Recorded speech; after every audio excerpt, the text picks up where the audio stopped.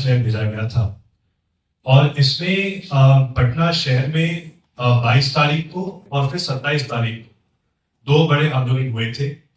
और हमारे इस दौरे के अनुसार जब हमने छात्रों से वो मुलाकात की थी तो एक बात सामने आई थी, जैसा राकेश ने कहा था कि अनेक छात्र ऐसे थे जो 22 तारीख से लेकर 30 तारीख तक जेल में रहे।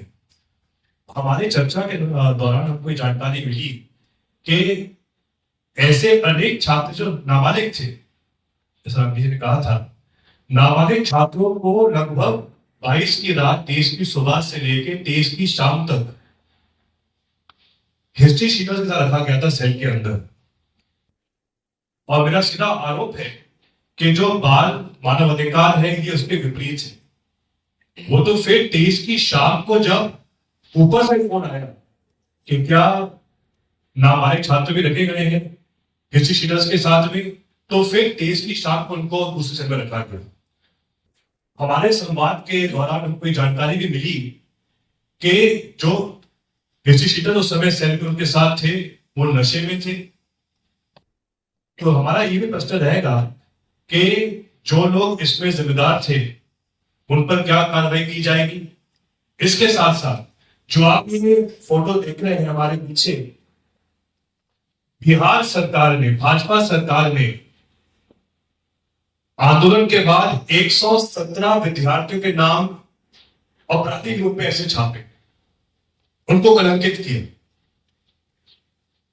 मेरा दूसरा प्रश्न ये रहेगा कि क्या कोई भी ऐसा नियम है, कानून है कि निर्दोष बेगुनाह छात्रों को इस प्रकार से उनका चेहरा छापा जाता है अखबारों में, उनको बिना कोई ठोस सबूत के अपराधी घोषित किया जाता है?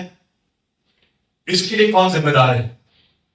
आखिरी में जब हमारी चर्चा वहां अनेकों पत्रकारों से भी हुई थी, उनका एक आरोप था कि अब बिहार पूर्ण रूप से पुलिस स्टेट बन चुका है। यहां तक कि जब छात्रों से हमारा संवाद हुआ था तो यह बात सामने आई थी कि जो पुलिस वहां पर मौजूद थी उनकी ये लाइन थी कि ये पैर पर गोली मारने वाली सरकार नहीं है, ये छाती पर गोली मारने वाली सरकार है। ये हमको स्टेटमेंट्स यहां पर मिले। कुछ पत्रकारों ने ये शब्द जताया है कि जिस प्रकार से संदिग्ध तौर पर दिल्ली में भी कुछ आरएसएस के लोग बिना वर्दी के लट लेकर वहां खड़े थे, इसी भाई घटनाएं पटना में भी सुनने को आई है। और अनेक लोग वहां पर ऐसे भी थे जो खाकी वर्दी में थे लेकिन जिन पर उनका नाम बैच पर नहीं था। तो ये कुछ ऐसे मुद्दे हैं जो पटना में हमारे सामने आए थे और आगे भी इन मुद्दों को हम उठाते रहेंगे। मैं आखिर में कहना चाहूंगा कि 22 और 27 के आंदोलन के साथ साथ 24 तारीख को कांग्रेस मुख्यालय पर भी आक्रमण किया गया था। और आप कल्पना करें कि उस समय कांग्रेस के कार्यालय पर कृष्णा जी मौजूद थी, रागिनी जी मौजूद थी। और आश्चर्य की बात यह है कि मैंने पहली बार सुना है मेरी जिंदगी में कि 4 या 5 मंत्री भी वहां पहुंच गए थे लटों के साथ में। और कार्रवाई क्या होती है कि कांग्रेस के नेताओं पर 307 का मुकदमा दर्ज किया जाता है और भाजपा के एक भी कार्यकर्ता या नेता पर एक भी एफआईआर दर्ज नहीं की गई है। ये दिखाता है कि आज बिहार में क्या स्थिति है। बिहार की जनता भी सोच रही होगी कि पहली बार उनके इतिहास में सरकार भाजपा की आई है और 6 महीने में ही ऐसा आतंक और दहशत पूरे प्रदेश में फैल गई है। और को चिन्हित कर सोशल मीडिया के द्वारा बाजार में गाली देना, छेड़खानी करना, बेइज्जत करना, बुरे तरीके से उनके परिवार के भीतर जाके धमकी देना, ये लगातार आंदोलन के क्रम से शुरुआत हुई और वह क्रम आज तक अभी तक जारी पूरे के पूरे तरीके से और गलत तरीके से माफी मंगवाई जा रही, बहुत ही बुरे तरीके से। जिनकी तस्वीर नहीं लगाए जा सकते थे बेटियों की, ये इजाजत नहीं है लॉ के मुताबिक, उसकी तस्वीर को माफी मांगवाते हुए वायरल किया, जो बिल्कुल गलत है। यह हमारे नेता आदरणीय राहुल गांधी जी ने एक बार कई बार जिक्र किया और अपने प्रेस कॉन्फ्रेंस में भी वो 4 बच्ची को सामने लाकर कई मुद्दों को उन्होंने रखवाए। दूसरी चीज, यह सरकार एग्जामिनेशन जो लेती है वो अपने जिले में क्यों नहीं, वो 10 जिले के बाद क्यों गए? किसी के पास पैसे नहीं होते, या तो वो कमिश्नरी में ले या तो जिले में एग्जामिनेशन सेंटर पर एक दूसरे जिले से स्टेट में लेते हैं, बाहर भेजते हैं जहां बच्चों को रहने की व्यवस्था नहीं होती, 1000 रुपये नहीं होते हैं, प्लेटफॉर्म पर लोग रहते हैं। तो मैं चाहता हूं कि हमारे प्रभारी महोदय ने जिन बातों को गंभीरता से रखा उसमें एक ये बिहार के बच्चे और देश के बच्चे का ये सबसे बड़ा डिमांड। तीसरा है ऑनलाइन एग्जाम एजुकेशन। इतने पैसे हैं, अरबों खरबों रुपया सरकार के पास कर्ज माफ करने की। अभी इतने बड़े आंदोलन के बीच में कर्ज माफ किया।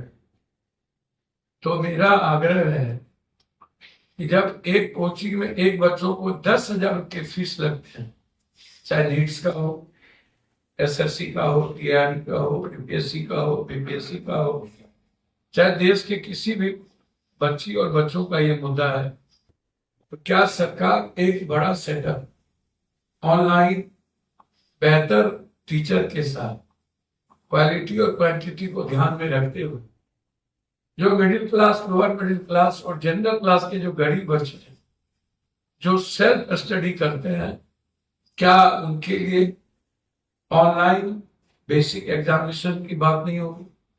कितना खर्च आएगा? अडानी जी से तो कम ही खर्च हो।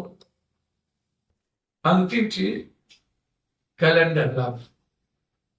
आप नौकरी आपके पास है, अग्निवीर आपने कर दिया, बैंकिंग की सीट घटा, रेलवे का एग्जामिनेशन आप लेते नहीं, लगभग एग्जामिनेशन में काफी लेट हो। जैसे बिहार में एसएससी बिहार, और अभी हमारे प्रोफेसर लोग भूख हड़ताल पर बिहार में बैठे हुए लगातार।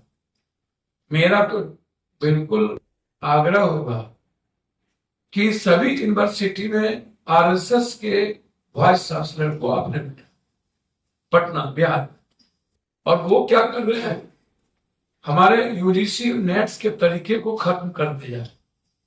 उन्होंने क्या किया, बिहार का जो बोर्ड है एग्जामिनेशन बोर्ड, उसकी मार्किंग को खत्म कर दिया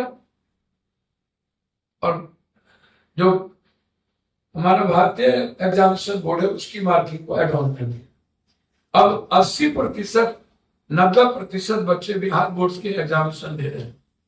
तो जब लॉ ही नहीं था इसमें बिहार बोर्ड के एग्जामिनेशन पर नंबर जोड़ने का, अच्छा उसको जोड़ने का, बाहर का नहीं जोड़ने का, फिर उस कमेटी ने, फैक्ट ने, उस यूनिवर्सिटी के वाइस चांसलर ने, गवर्नर साहब से 3 वाइस चांसलर ने एड ऑन करके उन्होंने खत्म कर दिया।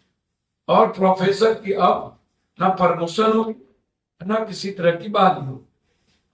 मेरा इसी में एक लास्ट आग्रह है कि डोमिसाइल, ये जो मुद्दा है बिहार के बच्चों का सबसे बड़ा मुद्दा है कि आप यूनिवर्सिटी में जो आप वाइस चांसलर बना रहे हो, आप बिहार के में क्या गुणवत्ता नहीं है? क्या वह वीसी बनने के लायक नहीं है? बाहर के आरएसएस को ला करके आप बीजेपी और आरएसएस के ला करके आप यूनिवर्सिटी में एक भी बिहार के लोग क्यों नहीं? और बिहार के बच्चों पर ब्रूटली ये सारे वाइस चांसलर, अभी जो कमिटी बन के गई थी चयन के लिए, नीट्स और यूजीसी और बिहार बोर्ड के नंबर को दरकिनार करके लगभग बाहर के बच्चों का चयन हो गया, बिहार के बच्चों का चयन नहीं हुआ।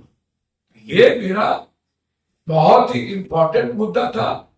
मैं चाहता हूं हर कीमत पे, हर परिस्थिति में बिहार के बच्चे परेशान हैं, जो मिसाइल के मुद्दों को लेंगे, क्योंकि बिहार पर सबसे ज्यादा ज्यादती बीजेपी की सरकार, हमारे नेता ने 47 बता दिया, लाठी बता दी। हम इतना जानते हैं कि बिहार की सरकार इसमें इन्वॉल्व है। अमित शाह जी और हमारे मुख्यमंत्री को या तो इस्तीफा ले या तो अमित शाह जी खुद इस्तीफा दे, जो हमारे नेता स्पष्ट कह रहे हैं चाहे दिल्ली में गन चले हो, चाहे बच्चों के इंटरनल पार्ट पर मारा गया हो, चाहे मेरी बेटी ने जो लाठी का सवाल उठाया उनका मुद्दा हो, सारे दोषी गृह मंत्री जी हैं और बिहार में वहां के सीएम हैं। सीएम को रिजाइन करना चाहिए यानी तो रिजनेशन लेना चाहिए। और गृह मंत्री जी आप तो रिजाइन कर ही दें, अन्यथा आपको रिजनेशन राहुल गांधी जी और एक विपक्ष और कांग्रेसी लेके ही दम है।